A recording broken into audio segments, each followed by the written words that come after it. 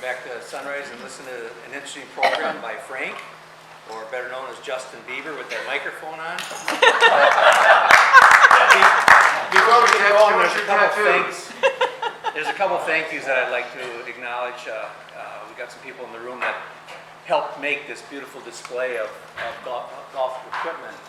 First, I'd like to thank Joe Robertson with your equipment and your know-how and stuff like that. Chad Snyder, thank you. Mark Myers for hanging and everything, thank you. And of course, Pat, thank you for your house committee for getting this passed through and making this come to life for us all. Frank started golfing at a very young age.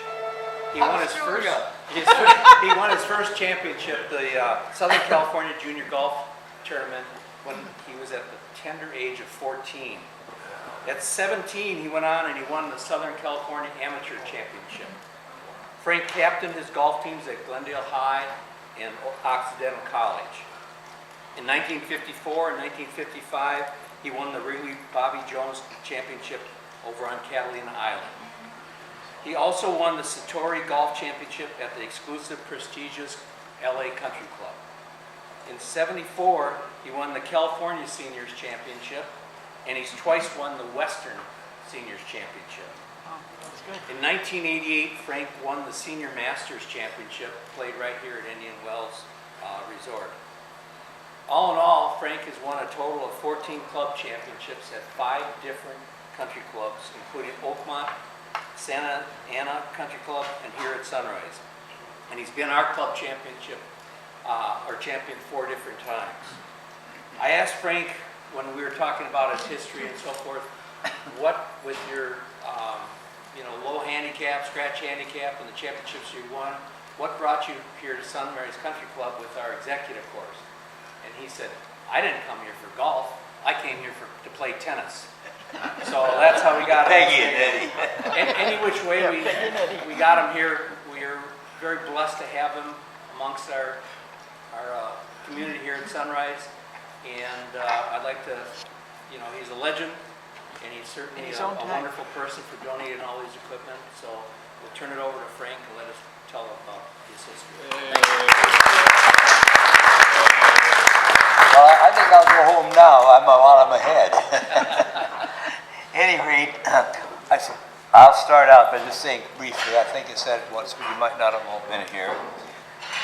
We're going to show, we're going to be talking about different things, and the pictures we put on your table, there should be a set on each table, and I think that with those, I'll call out what they are. It may help you a little bit to be able to see what we're talking about.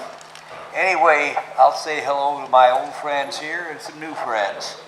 And we'll start out imagining that it's you we're talking about to begin with. And it's the year 200 AD. And you happen to be a shepherd who's got his little crook out. Can you hear? Put your arm in front of the speaker. Okay.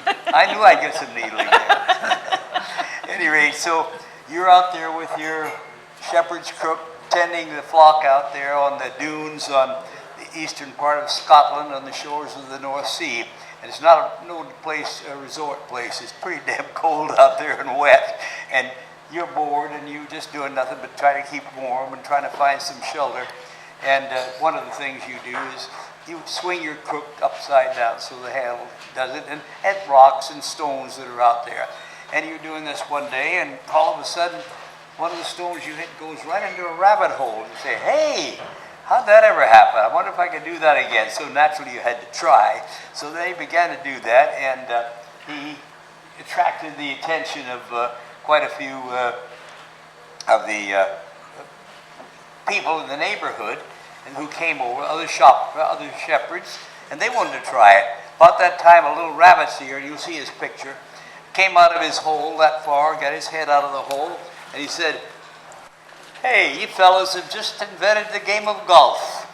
And but however, you must count those shots where you missed the hole. There are no mulligans here. So that got them off to the right start. And any of you that depend on mulligans, why, you'll have to blame that rabbit. Rabbit had one more comment to make. I don't know if they're here or not. Is Bob Hoosen here? Yeah.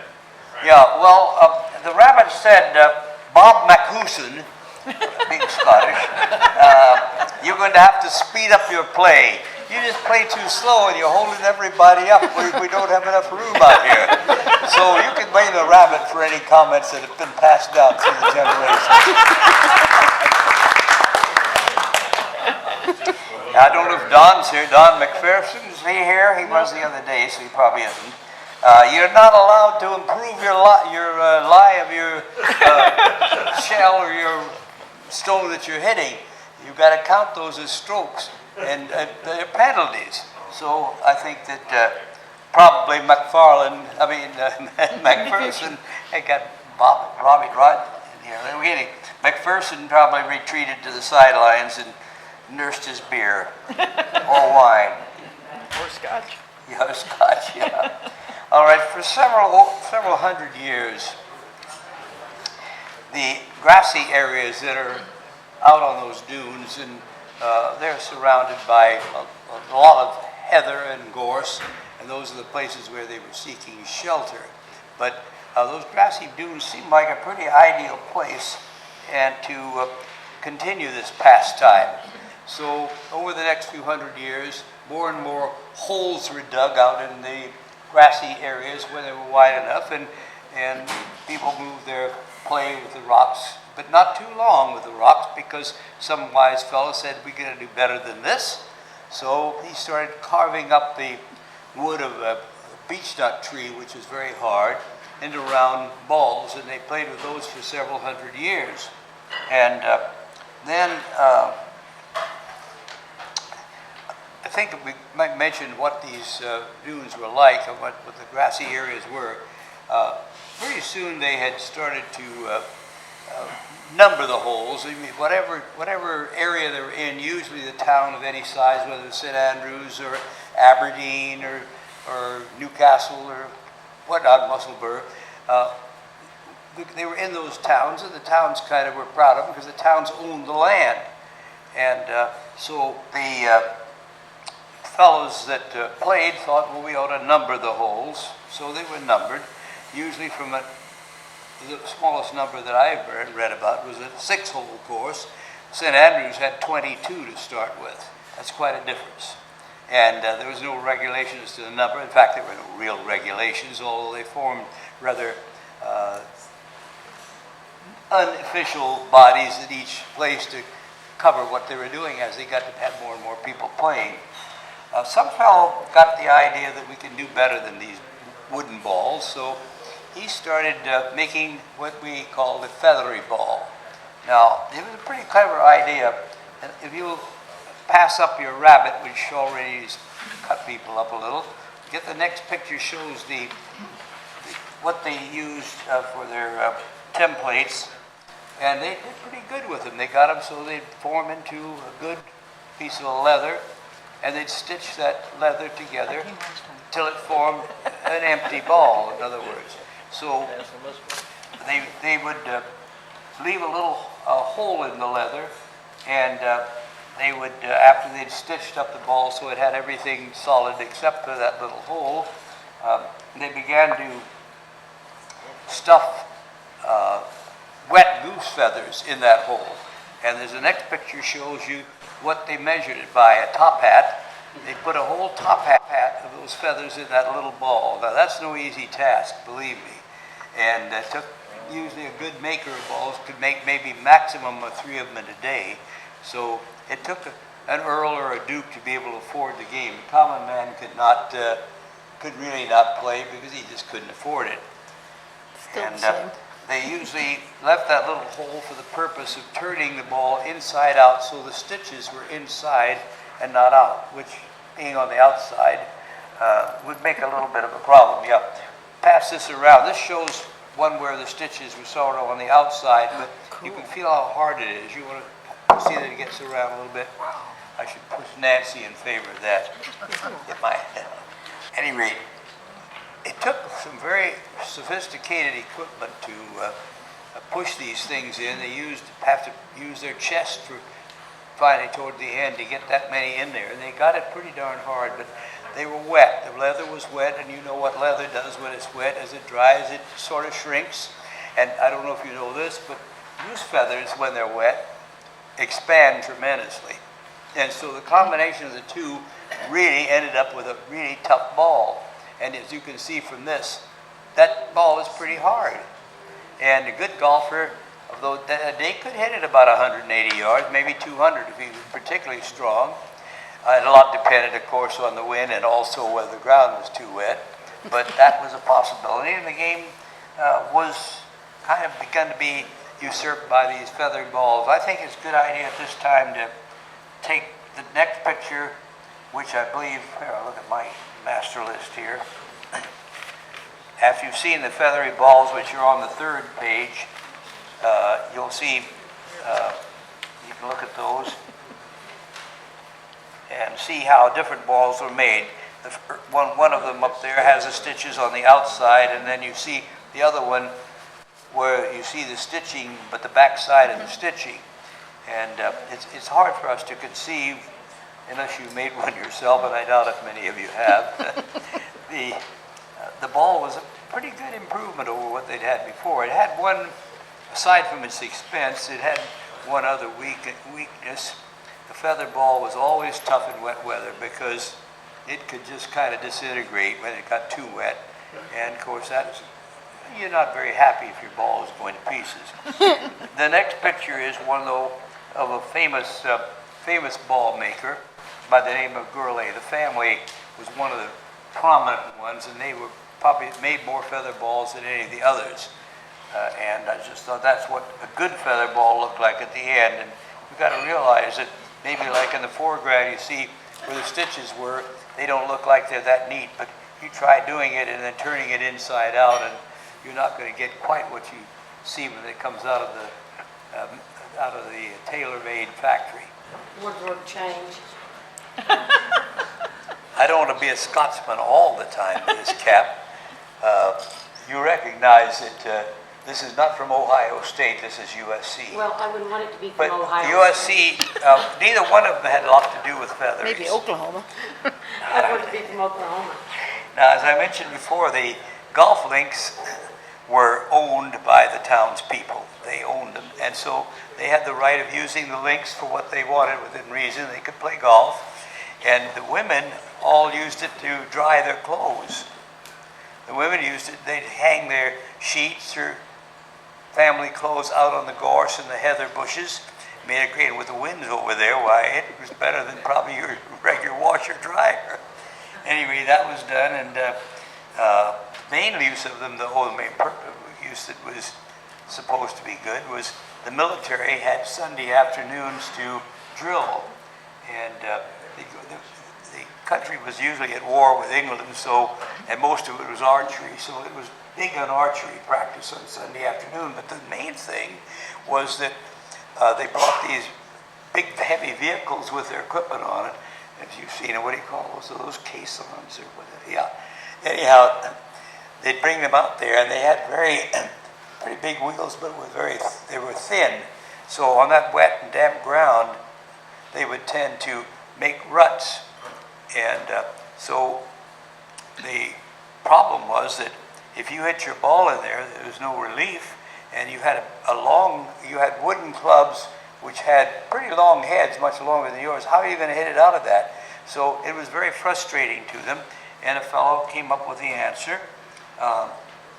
He was I don't think his name is known, but he was a metalsmith or whatever you might call it. Anyway, he worked with metals, and he created what later became known as a track iron or a rut iron, which was a small round, about the size of a silver dollar, on the shaft. And we have one up there, number 7, I think it is, isn't it, Pat? Number 10. 10, I'm sorry, 10. number 10. And it's probably the best piece up there, and I'll tell you about it briefly because they're very rare, and collectors would pay at least $5,000 for that club. So that's how rare it is. So it's nice to have that in the collection for one thing. Anyway, back to the balls for a minute. The featheries were hit, as I mentioned, pretty far, but they still were easily damaged by wet weather and mishit shots. And in 1843, an event occurred. A fellow who was connected with the St. Andrews University, a fellow named Dr. Robert Patterson, he received from the Far East a statue of the Hindu god Vishnu, and it was wrapped in a material they didn't know about before. It was sort of it was in strips of gutta percha gum from the sapodilla tree in Malaysia. And he observed it, was impressed with what it looks like, his texture. So he began to flatten sheets of gutta percha and made them for his family's shoes for their soles. And that was the use he managed. Though then his son, who was an avid golfer, but didn't have the money to buy feather balls, got the idea that really wears well on the shoes, and it does a good job there. Maybe I could do something with it for golf. So he bought a bunch of this stuff and began rolling it in his palms patiently, and he rolled it into a golf ball made of gutta percha. And so he thought, boy, I've got a good answer, and he and his friends went out and hit the ball, and the ball hit well, felt well, but it had absolutely no control. I mean, it was very hard to get any loft on it, and aerodynamically it would swerve any direction. I mean, some of you people are used to once in a while have a ball going out in one direction, but those fellows were not that patient. They wanted something better, but they didn't have it at that time. At any rate, because they didn't want to use them, they gave them to the caddies. The caddies were always trying to take a club and swing it just for something to do, but that's about it. Let the caddies hit them when they're off time, you know. So they did so.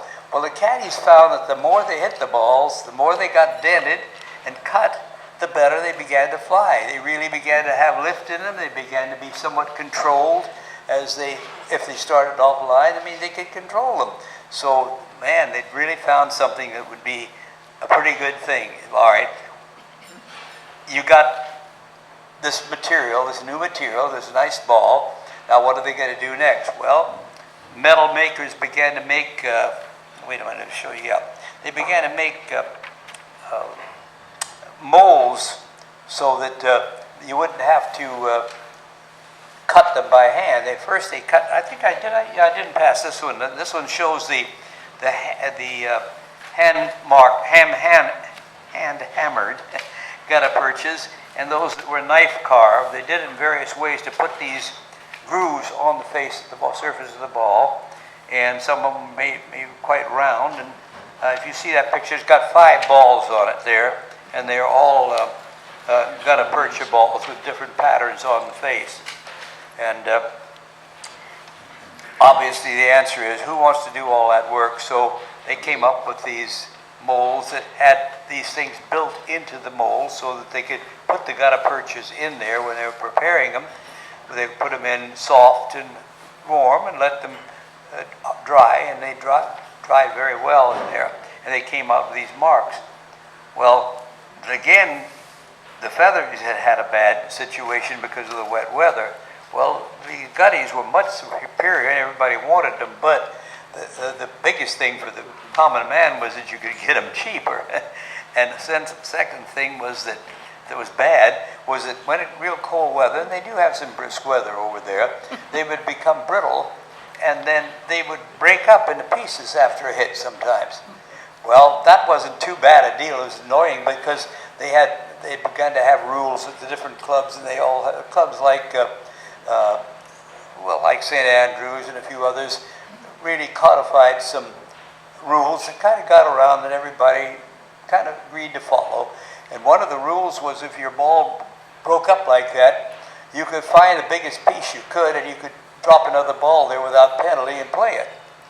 And so that was part of the good thing about it. The other thing that was good about it was that you could pick your pieces up and find them all, take them home, warm them up, put them in the mold. Because you had there's a picture here of one of the, several of the different type of hand or home molds that they had, and you'd have a brand new ball by the next morning, as long as it was put into there properly. And as you can see, they had clamp types. They had some that were screw types from the top. And I think most of you have a picture of that. And another thing that they did about that time was when they found that they could put into the molds what they wanted on the surface. They began to see commercial possibilities, so they began to put different things in just cuts. They began to put stars, or they began to put shamrocks, sometimes crescents, and one which you have an example of there, one enterprising fellow came up with a map of the world. And which one is that, Pat? Can you put- That's got a map of the world on the surface. We got the replica of the feathery here, and here's a gutta percha. You can see the inside, and then the map of the world is here. These are the brambles. Yeah. And so that made golf a little bit even more popular. The Scots were ardent with their game. They really loved it. And they didn't want to quit because it was snowing, a little light snow. They never get heavy snow there, but light snow. So somebody started demanding a red ball to be played with on the snow. And we have a sample of that up here too. A red ball they played with back in the early days. And you could see it. I mean, you could find it. They weren't playing in deep snow, but you know what a white ball would look like playing in the kind of light snow, even if it was sitting on the top. Other companies began to more companies began to get in the game, and a company which you've probably heard the name, Silvertown brand, which I think is just before Spalding. I think Spalding used that name. I can't recall for sure whether it was, but we know of Spalding today even. So they were back in the business in the 1880s or so, and they made the finest of these gutta percha balls, and they managed to make the patterns, and they would do a lot of other things. They experimented with gutta percha a lot, made mixtures of other things that actually improved its pliability, and they found that they never wanted to go back to the line balls, but what they did do was they came up with, through experiments I guess, with a bramble. Bramble is sort of like dots that are sticking out instead of dimples sticking in. And they found that bramble ball was really superior to the old line deal. And the bramble gutty became extremely popular, and that was really the only thing the good golfers wanted to have. And we have some samples of those up there, which we have from those days. Thank you, Pat. I think that we'll show past the next ball while Pat's putting on my Irish hat. I'm not. We got to be intercontinental in this situation. I mean, not forget anybody. And it will show you, the one on the left is called the Agrippa ball, which Silvertown had perfected to, well, both of them are, both two doblins. Silvertown had perfected this to the point that it was the ball, and it was by far the most popular ball, and it was taken, really, the game became international because the Britons, as you know, England had colonies all over the world. I mean, it dominated the world, and the Scots and the British liked to travel, and they had to take their golf with them. So it became really popular in places like Hong Kong and Singapore and various places where the boats went. And you might notice on here that the same page with the bramble balls at the top, and as Pat pointed out up there, we've got several of those. We had this one ball here, which was sort of the culmination of one of the older balls before or it came after actually in this case, but one of the older types that had lines, but it says Henley on it.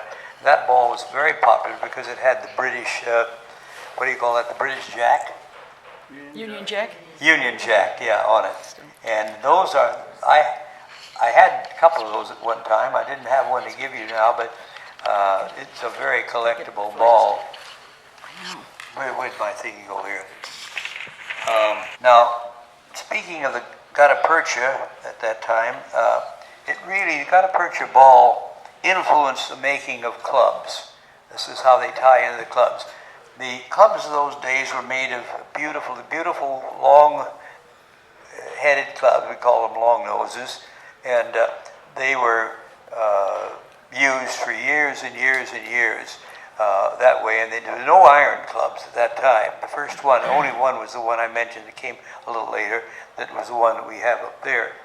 But these clubs couldn't, you got the point, they couldn't withstand the shock of the balls. These balls got to be tougher and tougher, like that gripper that I mentioned to you. And so they would break and split, and they began to do everything they could think of to help them. They put faces of leather on the club, and they several of them, like you've got one in that lower one that's not that old on that one, but it's the same principle. Where's the one that has the Metal face? has the metal in the case around, yeah. To hold, yeah, oh, I can't see it good from here. Metal case around the wood to support it, and then they began to make shorter headed clubs, and then they began to get harder woods, and they did everything they could to withstand the difficulty of that. And trouble was that when they faced the woods with leather, it reduced the distance of the shot. And that's been pretty much contrary to a golfer's instincts throughout history, giving up any distance. In fact, for example, Mark Myers, Dave Skol, these guys, their distance is slightly better than Hardison's short little shots. So, you know, and I always envy them, so I think you always envy the guy that could hit it harder than you. So that was a complaint of putting it. So they had to go to other means to get around that.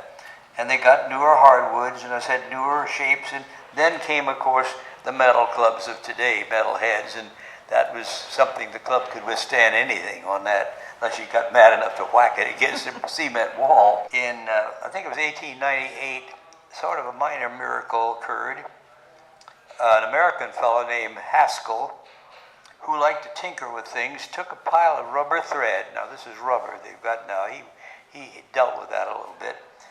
And he slowly wound it by hand into a ball.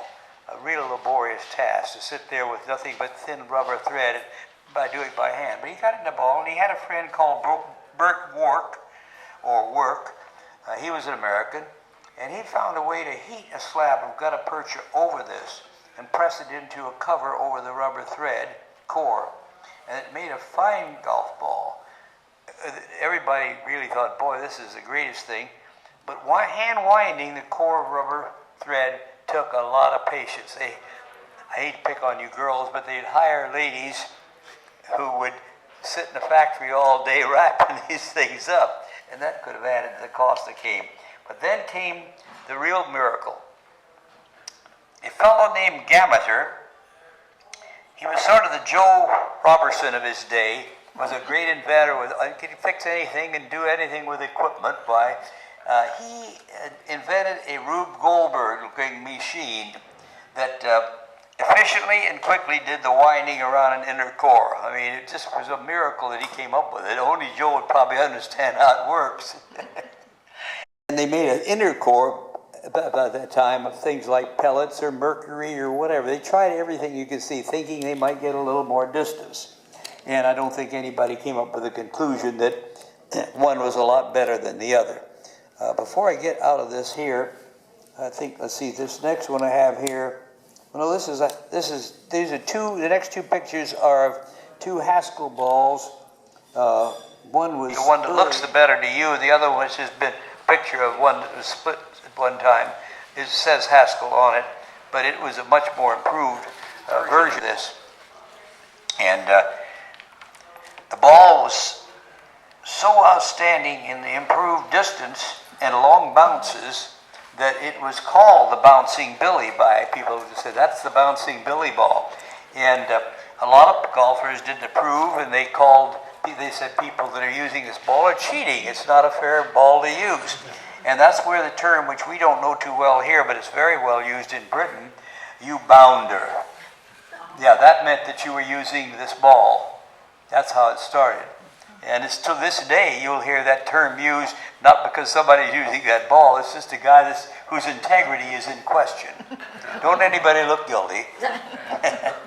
Then you have a number of these in the display, such as the Pinehurst ball, which is the upper left in that full ball cabinet. It was named because the resort was so prominent even in those days, and they wanted their own ball as such, and so they made that up. And you have one of those. You have another one that's got Walter Hagen's name on it in honor of that great golfer. I think that this last one here is simply of a very well finished. Yes, boss. I don't know which is. This gets back to golf. Yeah. Did I smile properly, Pat? You did great, great. That looked that bad, huh? Well, okay. Anyhow, this is sort of the finished product of the best of the balls till we came to the modern day, where you guys probably know the history of how the ball came on from that. Pretty much it was within your golfing lifetime probably when they got the solid ball, which you like today and use today, and they make different experiments on that sort of thing, but that wasn't part of the old deal. Nice to them. Now we want to talk about briefly, while we have a little time, when I put that, about the details up there of these clubs. I think we've covered the balls loosely. They all fall within the pattern of the balls, within the pattern of the things we've covered here. Take them sort of in order. The left, number one, they start being, you numbered from left to right, didn't you, Pat? Yes. Number one is an example of a wooden-headed putter with a steel face and a copper back. It has a sheepskin grip, which they almost always put on the clubs up until, almost recent time. It was certainly up till well into the 1900s before they stopped using the sheepskin grip. It was easier just to make a real leather grip. But the sheepskin grips were pretty well preferred by an awful lot of people. The second one is a putter with a copper alloy, and it's got, first time they used this, it's got an ivory sweet spot on it. Figuring ivory was tough and it would be a good sweet spot, and that one has that. That's circa 1920. Then in the late 1800s, the third one is from the Mills Company in southern England. They began coming up with something different. They first started making putters and other clubs, though, out of aluminum alloys. They became a standard for a large percentage of golfers in the British Isles and the United States, where golf was beginning to be very popular along about 1890. And then they expanded, they made just a ton of clubs out of aluminum alloys. The fourth one is a Challenger rustless metal putter. Again, somebody thought we ought to make these rust, because over in Scotland, the British Isles, it's pretty hard to keep clubs from getting rusty. And you hate to spend the time filing them down, get the rust off. So they came up with a rustless. It didn't have any special playing abilities, but it was as good as any. That one has a flattened hosel and a rather interesting design. You get up there close. 5 was a wooden putter with a metal face and a metal back. And that again, as you know today, everybody in this room that plays golf probably has a couple of dozen putters that they've used and discarded because they didn't do the magic trick when you wanted them. And the Scots were no different probably. Even in the early days, they wanted something nice. That particular one is quite nice. And which was on 4 or 5? That was 5. No, I haven't gotten 6 yet. That was 5. Okay. That was 5. Well, at least on 5, and the shaft has been strengthened by special whipping if you look at it. The 6th one is really interesting, called a Smith Smashy. And you may recall, if you played golf for a long time, when Jerry Barber, who was a pro at Riviera, came out with something that people thought was just super, namely a shankless club. A lot of people, maybe nobody in here has ever hit a shank, but some of you have. And that was really a great thing. But they thought they'd come up with something new. But sort of 60 or 70 years earlier, the Scots were making at this one place, and they came over and they made some in America. But Smith was over there, and that club cannot be shanked. Even you good shankers can't shank it. If you look at the construction of the bend and the hosel up there, there's no place to hit it on the shank. Then the next one, number 7, is a backspin Mashie Niblick. Very deep grooves have been cut into the face, and that's to create a lot of backspin, causing a ball to sit down on the green. That was declared illegal in the late 1920s by the USGA. They felt that they didn't want a club that made your backspin for you. The Hagen Wedge is the next one, number 8, and that's a big club with a cupped face. Theoretically, it could get out of the trap real well, get out of heavy grass real well, and it would bite. Well, not everything works out the way you think it would. It was designed to make it easier on that, but the USGA declared it illegal in 1931, and they didn't really need to because people weren't finding that they were that good because they began to make clubs that didn't have that real cup face that were heavy enough to get out of traps by then. But it was kind of the first, and Hagen publicized it. It was probably about the first of the real clubs designed with the idea of getting out of traps and heavy grass. The problem which can face them is like the next one, which is 9. That was a classic niblick of the 1920s, and it was a large-faced niblick. They became popular at first, but again, it was never declared illegal or anything, but the face of that, plus along with another one we're coming to, it might have helped a little bit in the traps, but it was certainly no help in the thick grass because the bigger head just caught more grass, and so you slowed your club down instead of doing its job with its weight. We talked about number 10, which is the rut iron, which is called track iron also, and that's one we don't need to go into again, but it's a great club for collection. Number 11 is a mashie niblick, which is a rough equivalent to a modern 7 iron, and it has a fancy face to it. It was designed to enhance sales. It wasn't supposed to do anything. It might have had a slight effect on some more backspin, but basically it was simply, at that time, and in fact throughout the history of clubs and balls, the manufacturers are always trying to make their club look better because a lot of people, women don't care about that, but the men like the design better, right? Not right. See, number 12, that's the Dreadnought niblick, and that was the one that was supposed to be the super one of all to get out of the heavy grass, and of course, as I mentioned before, it was pretty well of a gross failure because it would catch the grass. It still was not a bad club for them to hit it out of a trap and also to hit short shots to the green, but it certainly didn't work in the deep grass. Then the next one, 13, is a driver with a special leather face, and it has horn on the sole as well. These were protective things. This was circa 1890 when they were trying to protect the clubs as best they could, and they tried the leather face, which I told you was probably not as popularly received because it probably cut back distance a little. The horn was pretty popular through probably 100 years' time in different eras, where horn on the sole did protect the underside of the club because the courses were not groomed like Sunrise. They had a few rocks around in the ground that you could hit, and they were trying to protect. Again, number 14 is made by that Mills company I mentioned. It is a nice driving cleek with aluminum head, which was their feature, and it has a nice sheepskin grip, and it's about 1885. And if you can't see them as clear as you'd like to, Pat didn't want them down here where people would pick them up and swing them, but you could probably bring some binoculars in and look at them better. Then we have number 15 is got a beautiful sheepskin grip on it, and you can probably see it stands out there as the middle of this last case. You can see how bright it is, and it probably wasn't used that much at the time, particular club, so the grip looks real sheepskinny. Now we're going to talk about the way the shaft was built.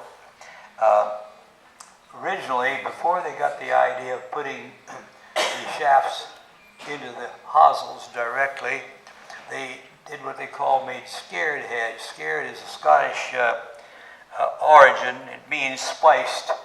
So the wood clubs were built to be spliced, the shaft to the head, and in order to do that, the head, when it was carved or formed, whatever way they did it, had sticking out of the top and right, or the opposite the toe of the club, heel of the club, I guess you call it, would have what about the size of the shaft in diameter, but it was then tapered off to almost a point.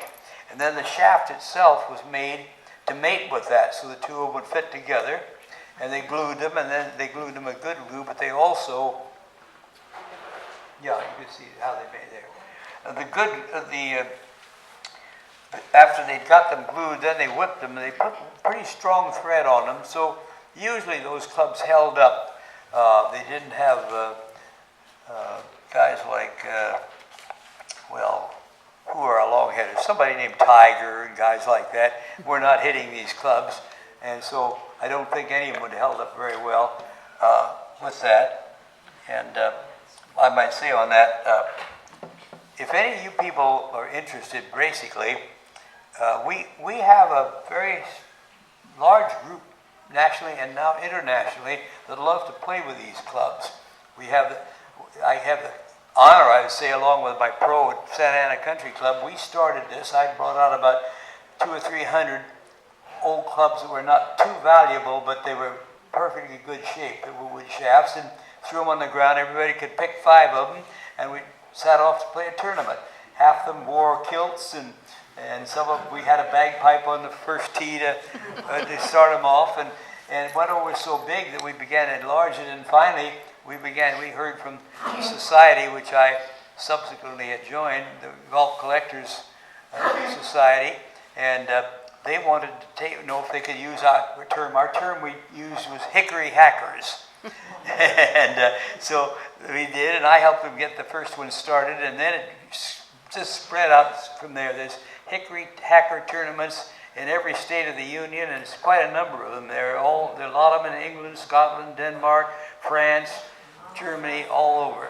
And the players that play with them, they are so proud of the fact that they've got these clubs and they're fixed up good. And I might say one thing about it. If any of you would like to join us sometime, Mark and I go out, and Bob Stout, and we play usually once a year with them out here just for fun. Some of us dress in the old clothes, and some of us just drag in their usual rags. Is that right, Bob? Maybe you're going to have to shape him up a little bit there.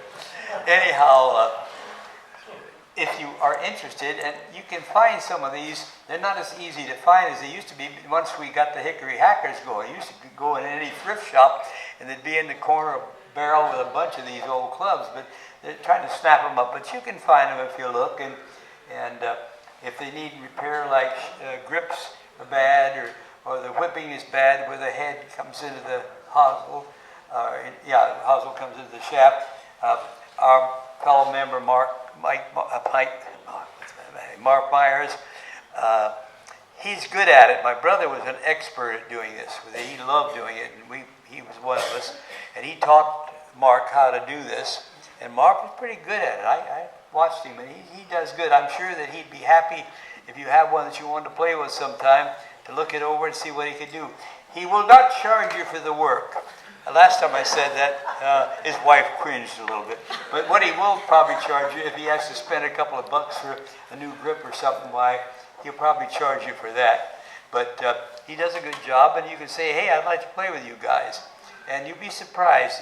You can pick it up pretty good if you don't try to hit the modern swing where you take a divot that's as long as your arm, but where you sweep the ball off the turf. You can play with these, and you'll be surprised at the results you get. It's pretty good.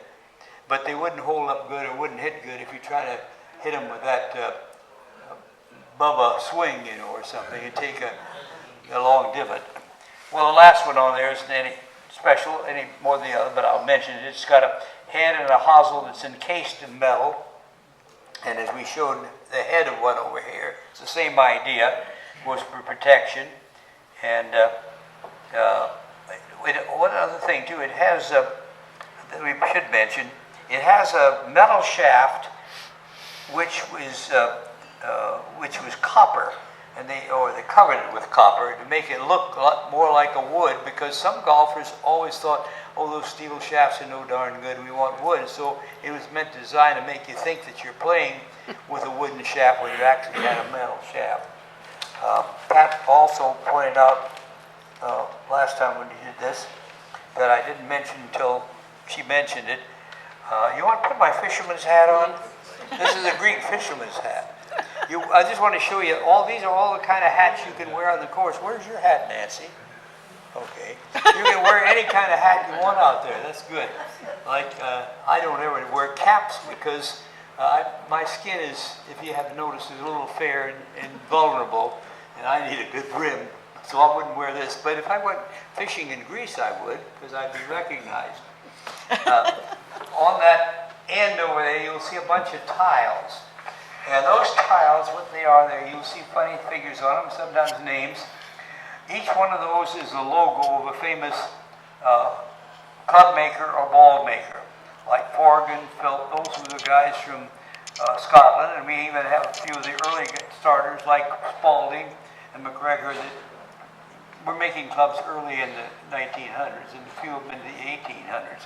But it's kind of interesting. Those are ones that were made. We have a golf collector society. We had a potter in there. Every year he made up one of these for everybody that attended the meeting. So it was a nice thing for him to do, but it makes a nice display. And if you ever reading anything about the game, you'll read about these names and probably come over and look at what his logo was.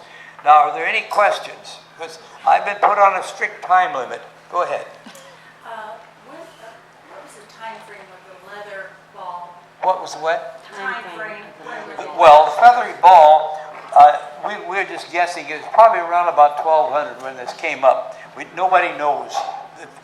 Some unknown guy came up with it when they still had the really crude golf courses, and it was the first really professionally made, I say professional, but somebody that was capable of knowing what he was doing. And of course it became pretty well dead in in the early 1850s when the gutta percha ball took over from it. There's still a few diehards that wanted to still get them, but it was pretty dead then because it was a better ball coming out. Yeah. Frank, I have a question. A long time ago, I heard you sold a ball for a lot of money. What do some of these balls go for today? What are they? Well, there are not many of them around. I As I know, said that. give Yeah. us some ideas of what, I mean, I've Well, heard some pretty if unbelievable you had figures. a feathery ball that didn't have a name on it, which would be less than, it still would go for at least 3,000 or 4,000. If it has a good name on it, it could go for 20,000.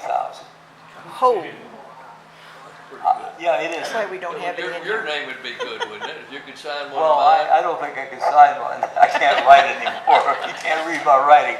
No, the trouble is, there are not that many people who are going to spend that kind of money on golf things, but through the ages, they've been, or not the ages, through the last 30 or 40 years, there've been a few guys, one of them that has probably the best ball. I had the best ball collection at one time for years, and I sold most of my balls to this fellow here, but Dick Esty, who's a member of Morningside, fine golfer, he's a senior, not quite as old as I am, but he's got at 90, but I think he's still about a 4 handicap, and lives in Portland, and he's got an entire penthouse in downtown Portland next to his regular home.